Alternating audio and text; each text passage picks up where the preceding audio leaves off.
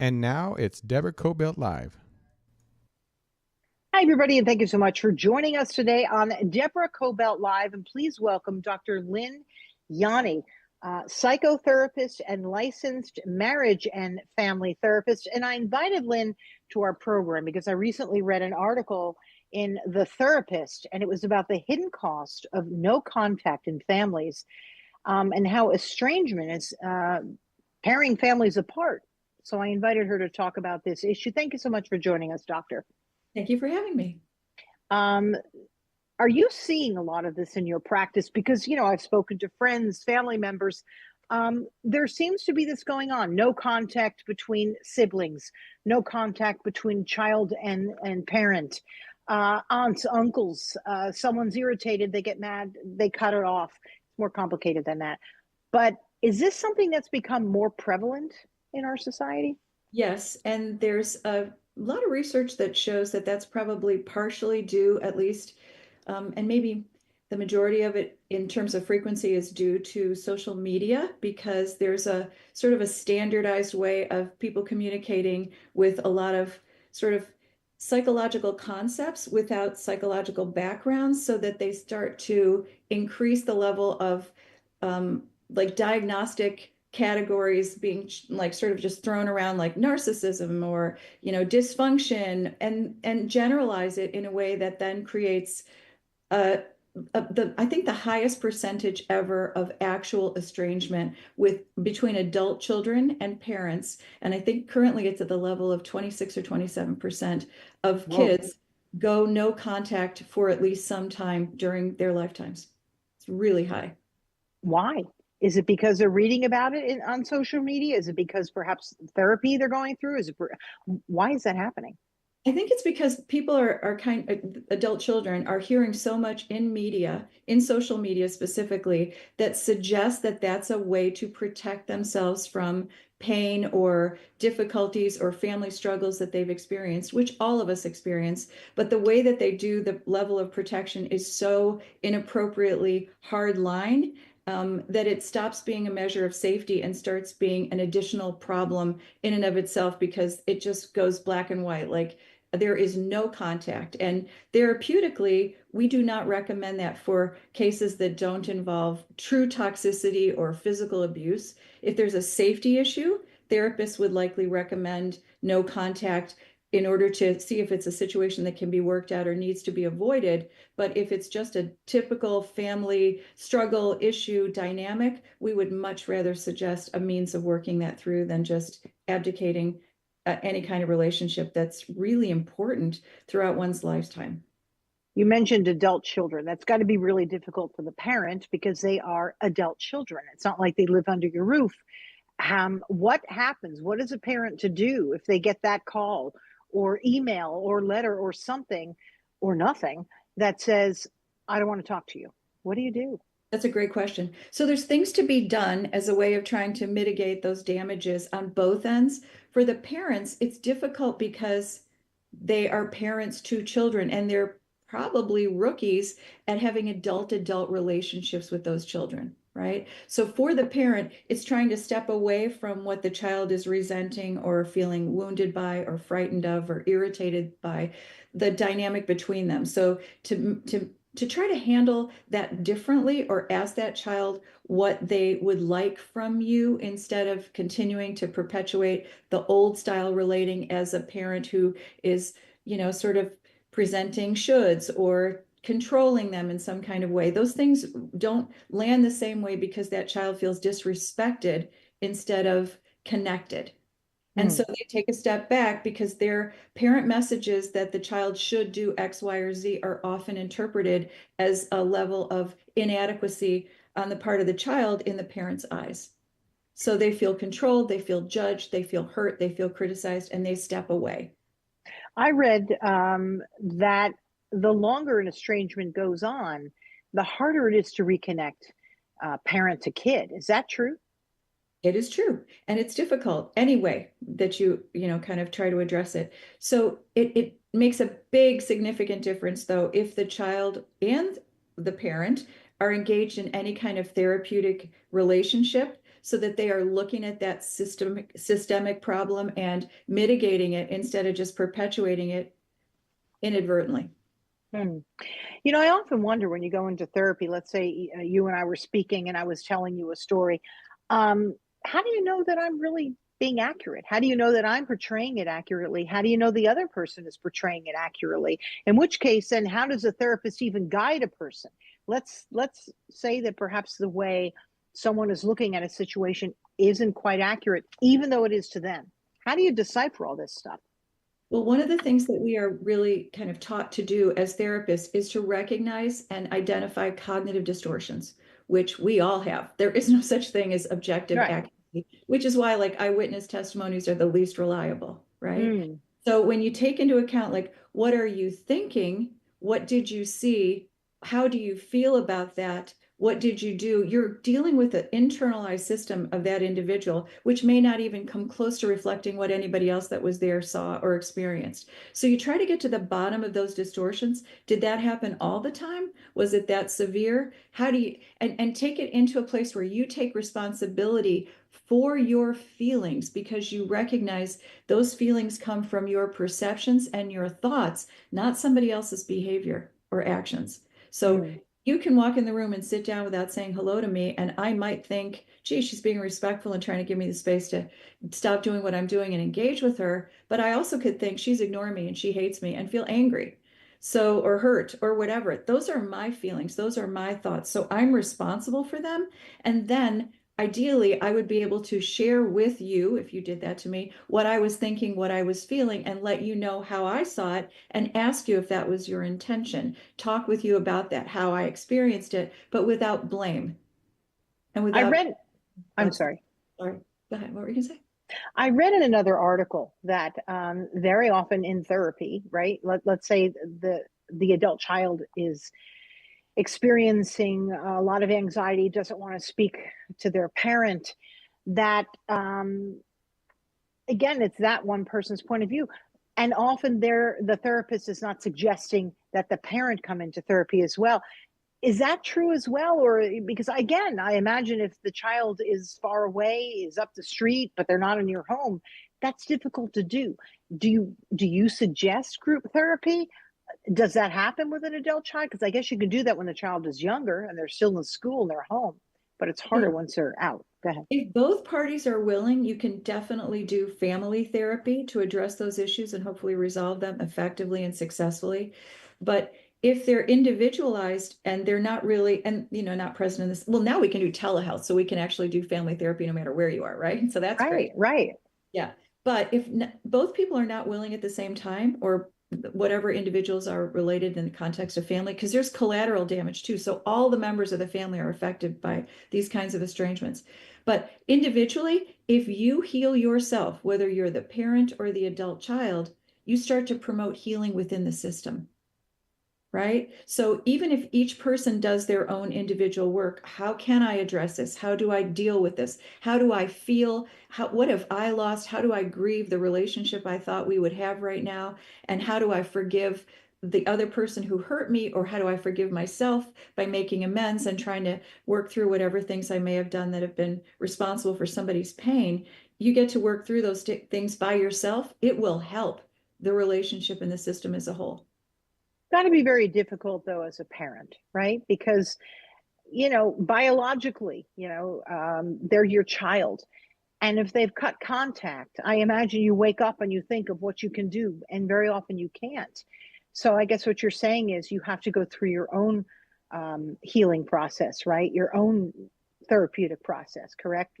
To heal yourself. I think that helplessness that you're referencing is Yeah. the hardest thing for parents who are motivated to try to resolve all the difficulties and the dysfunction, like because you don't really have control over that child, that adult. You don't have control. Right. You have only got control over what you do in response to that. So how you invite them to engage, how you honor whatever boundaries they're setting if they're trying to be sort of protected but are willing to continue being engaged in the relationship, and how to manage all those interactions, but within the context of I can only do what I can do to manage my interaction and invite that other person to respond differently. Mm. That's Is it sometimes the culture of, like, even with schools, right? I remember when my kids were in school and everything seemed to be around me, me, me. And by that, I mean the student, the student, the student, what the student wants, the student's needs, the student's everything. And the parents have to then um, understand. Now, of course, as parents, we have to understand our children. But a lot of times I feel like, society has raised a generation of looking at themselves and not necessarily themselves as part of a unit. Am I right there, or not really?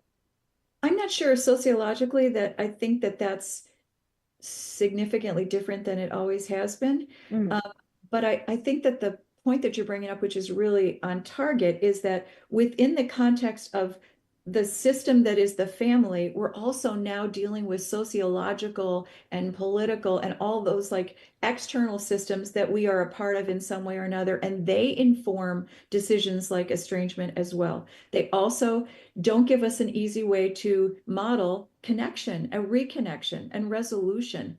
So, how to heal whatever the issues are between people or between countries or between, external individuals that are just friends or social contacts, all those elements aren't being very adequately and well modeled in a way that we can incorporate them into our immediate families. It's tough. Yeah, you mentioned early on in our conversation social media. Tell me about social media's play in all of this, and the trend in all of this, if you will. So I think it's interesting, and in a way, like I had kind of originally hoped it would be helpful when concepts like narcissism were talked about in social media, but because it's not like based on any kind of actual knowledge base, just people's individual experiences, it tends to be taken as something that's sort of a fact or a mainstream way of handling a situation, which doesn't mean it's the healthiest way or the most healing way to handle pain, loss, fear, frustration, all those difficulties. And we tend to emotionally respond to by feeling supported with concept like that, like just do this, this will work. Get rid of those people. They're not helping you. They're toxic, they're narcissists, they're dysfunctional, they're abusive. All those things. You've been wronged, you're a victim. That sort of mentality does not promote healing or growth or resolution on any level, individually or interfamilially. So let's say that those are that's what you have said to a therapist. It was toxic. My relationship is this. How do you encourage healing with a person as opposed to separation? Okay, good question. So basically, all of us are complex, right? We have positive qualities and negative qualities. A trait in a person that's a parent might be irritating to one child and not another child. You have different experiences in the same room. There's all those things going on. It's So true. Yeah. therapeutically, first we want to, if we're dealing with an adult child who's upset with a parent or feeling like they need to distance or protect themselves in some way, we get to the bottom of that. What was going on? How'd you feel about that? Have you asked that person, your mom, your dad, whoever, what they were intending? Were they really being malicious and, intentionally cruel? Was it a misguided attempt at trying to be a good parent? Let's unpack it enough so that we can honor what you feel, recognize the perceptions that created those feelings, and see what you might like from that person who loves you, ideally and probably and wants to make this better. What would you like from them? What do you need to know from them in order to start your own healing and work through this difference issue, painful situation, old wound, whatever it is? How can we help you work through that? Sometimes it involves setting boundaries and lower contact, less contact, while you Mm. take the time to kind of figure out what you need and what you want and what's important to you as a way of creating a healthy relationship as adults, one of whom happens to be the parent and one who happens to be the former child. But how do you do that differently? Where's the fix? Just like within a marriage or a relationship between friendship. I mean, a friendship relationship. All that stuff is part and parcel of doing that kind of work to identify what your triggers are, what pushes your buttons, where did those triggers come from? What were some early experiences that may be informing your reaction to later experiences? Because we now know psychologically that old experiences created a system within us that's really governed by the amygdala, which we're hearing a lot about in the media as well as everywhere else, where you create a survival strategy when you are little that then operates to hijack you emotionally when you are older, because when you feel hurt or scared or sad about something that's happening in the now, it may not be about what's happening currently. It may be just a trigger for something that happened before where you likely went into fight, flight, or fix. And so Right. if you get hijacked that way, you're not even present in the interaction you're having currently. You're just reacting to something from the past that isn't even happening currently, but you feel like it is. So how to work through your old issues as a way of being able to be present and engage your frontal lobes as you address and work through a situation, not black or white, in or out, fight or flight or fix, but gray. What am I responsible for? What do I want? What are you feeling? Understanding is the root solution to conflict resolution. And how to communicate about issues that you have is secondarily but critically important. Using I statements, no blame, no shame. I'm thinking, I'm feeling, I'd like learning, constructive ways to communicate and resolve differences is probably critically important for everybody. So no, you did. It's more No about I'm blame. feeling. No blame, no shame. Yes, exactly. I feel X because I'm thinking this. I would like that. If you're willing to do that, here's my offer of a way we can connect. I'll spend more time with you. I will feel safer around you. All those positive consequences that happen when the person's willing to meet you in the middle and work things out.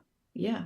What are healthy boundaries? Is it literally like a designated time to meet and talk to a person? Let's It say could you be. go ahead.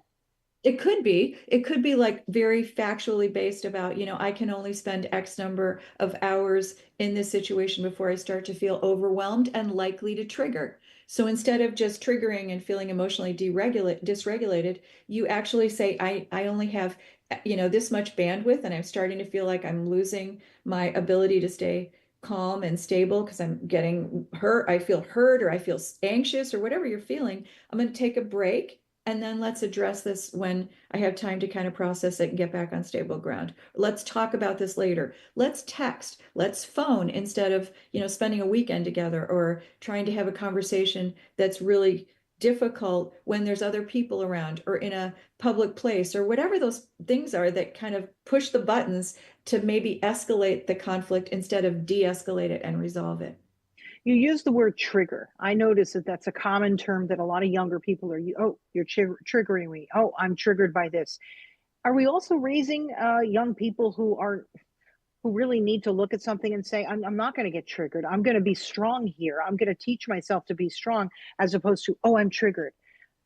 Thoughts? Again, in therapy, what we're working on with people individually as well as in families, right? Even if they don't have a family issue that they're discussing, is how do you handle a situation that is creating emotionality for you that is negative without triggering? So when I Right. get close to that, one of the techniques we recommend is to just go, I'm losing it. I don't want to yell. I don't want to leave. And I don't want to try to get so anxious that I'm like falling over my words trying to make sure everything's okay for somebody. I got to go. Let me readjust, restabilize, and then let's talk about it.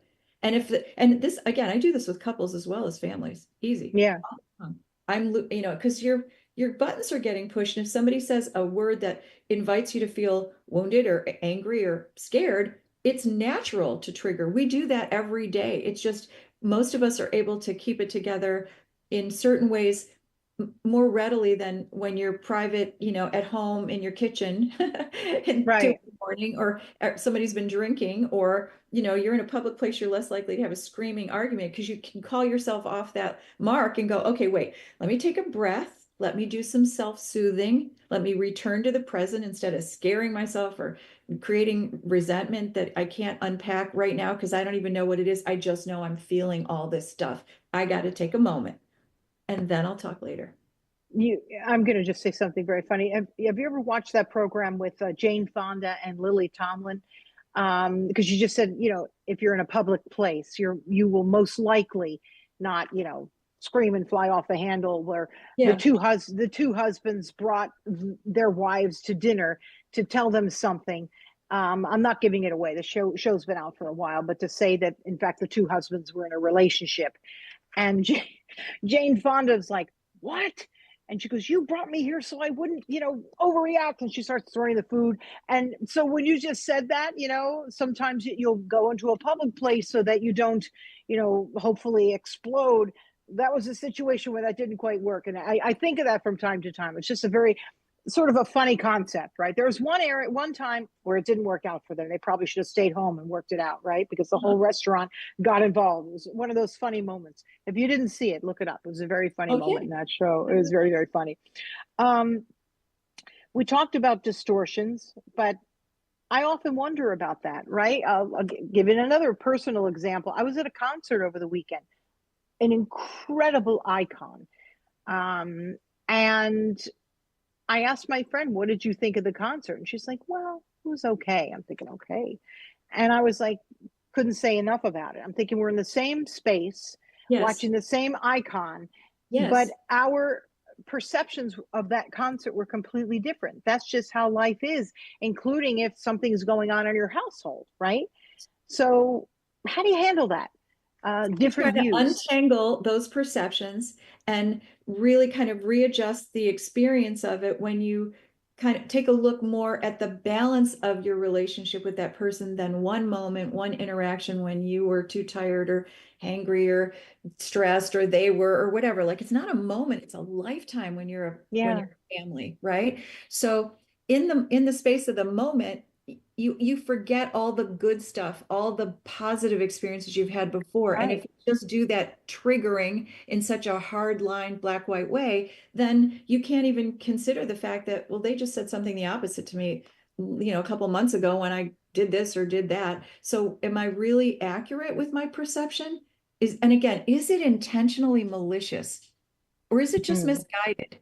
Knowing the intention is really helpful as a way to not deprogram about it, but just sort of de-escalate the cognitive perception so that it's not, disordered. It's not, projection of something else or a reaction to a place where maybe you were feeling a little bit reactive and somebody just invited you to get, kind of cross over that edge. If you're drinking, if you're hungry, if you're tired, all those things, we can't have a conversation that includes your frontal lobes unless you're actually in your frontal lobes. And when you get triggered, you're not. Your amygdala is red hot. And if they did a PET scan with you at that time, your frontal lobes are blue, they're dormant. I was talking to a friend of mine and she was saying, gosh, does my daughter even remember all the times we go to the park and have a nice time and share a moment?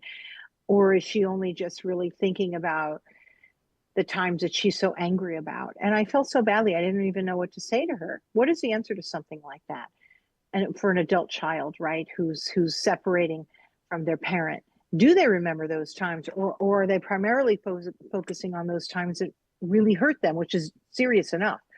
But where does one's mind go at that time? I mean, it depends on the person and the situation and all the specifics. But if that's kind of what we would ideally be looking at in therapy, is to consider the relationship and the family more as a whole than at a moment of a difficult experience or an unkind word or even something pretty difficult that like is a true trauma that person needs to readjust from, like emotionally feeling criticized or abused or feeling judged or feeling controlled or whatever the feelings are. We just got to get to the bottom of them and help that person feel safe again by creating literal boundaries in the external world, but also by the process internally where they do what they need to do and ask that other individual in the family what they need from them in order to heal. See? What about other family members and how it's affecting them? And I think I just cut you off. So if you had something to say, finish that first. The other family members are collateral damage. And it's difficult because sometimes they feel like they're forced to take sides. If there's a really significant estrangement within two members of the family, then which way do the other people go? How do they do that? Is there a way that they can have an individual relationship that is more in that balanced gray area, maybe with boundaries, of course, because that's critically important for a person to feel safe, but also, and it needs to be, I'm not talking about situations where there really is, physical threats to safety or horribly toxic patterned ways of treating each other, emotional abuse, etc. So those are appropriate, but the creating of the boundaries is a way for the individual who's been feeling wounded to feel more empowered and safer, which allows the bridge to begin to form with the individual they're upset with, the other family members, and doesn't sort of just knee-jerk require everybody to be on their side, or else, you're dead to me too. That's not healthy. According to that article, the therapist, 27% or higher of adults are estranged from family members, and it's probably higher. How do we get our families back? What would you suggest? Do your own work. Do the work you need to do. If you're the parent, express your love, recognize and validate that child's feelings, okay? Again, you don't have to co-sign the perceptions that created the feelings, but really connect to them in the emotional sense. I am so sorry that I invited you to feel that way. I am so sorry. If I had to do it over again, whatever their complaint is, this is what I would do differently. Any responsibility you can take for their experience is well constructed. Like it's an important gift for that child. And my intention is to love you, to not take care of you because you're independent, and I get that you're perfectly capable of taking care of yourself, not to control you. I just want to be with you. I want to love you. I want us to be close. What can I do that will help you feel safe enough to do that? That's and then what? Pardon? And then what do you do if your child says, nope, I need space, I need time, wait for me, and maybe we'll never have a relationship? That's got to be painful. What do you do in a case like that? You grieve. Oof. But you grieve that it's not the way you would like it to be at that moment, that they're not able to see those positive things as importantly and primarily as they are the negative ones of whatever interaction happened. But you also do keep just showing up and saying, whenever you're ready, I am here. I want to work this out with you. I just want to be a great mom to you or dad to you or whoever it is. And I want to do my best to help us heal because I love you. Yeah. It's it. I mean, that's all you can do.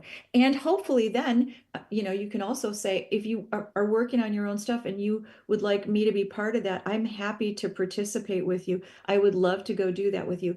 And for the parent, their own individual journey is the therapeutic part of recognizing how they can heal from this horrible loss, because that's what it is for the parent, right? Yeah.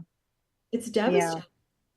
It's like, Yeah. especially if you don't know whether or not that child will ever be open to, rejoining the family in some kind of very, present way, or whether how distant they're going to be for how long. You don't have any control over that. That's the helplessness, right? I don't know what to do. I don't know how to create that.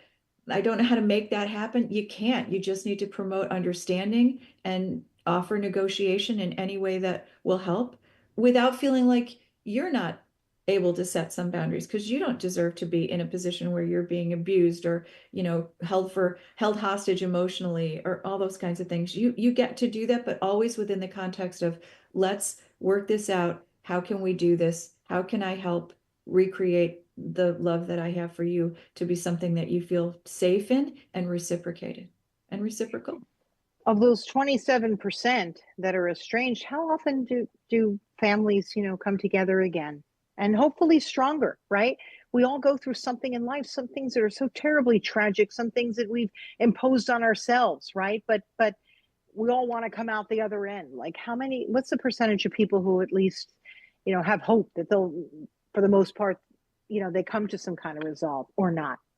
I don't know what the numerical percentage Yeah. would be, but I Yeah. can tell you that that's one of the weird blessings of social media, right? Because people share their healing stories. They share Yeah. how they worked it out. And so it's becoming, I think it's shifting. I hope to God it's shifting, because I think as we continue to evolve individually, we create more opportunities for that resolution to actually happen, and the love to be reformed and regained, and the families to be connected, and the cultures and the community in so many different ways, the understanding, promoting the resolution. When you do that, it betters everything synergistically. And I do think that the possibilities exist more now because people go to therapy. They didn't used to.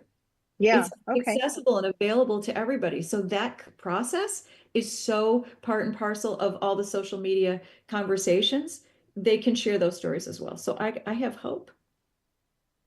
Any parting words for my audience? And is there anything you'd suggest that they read? I think this is a terrific article, by the way, but anything else that you could share with our people? And also, if they want to talk to you, if they're going through a struggle, if there's any way to get in touch with you.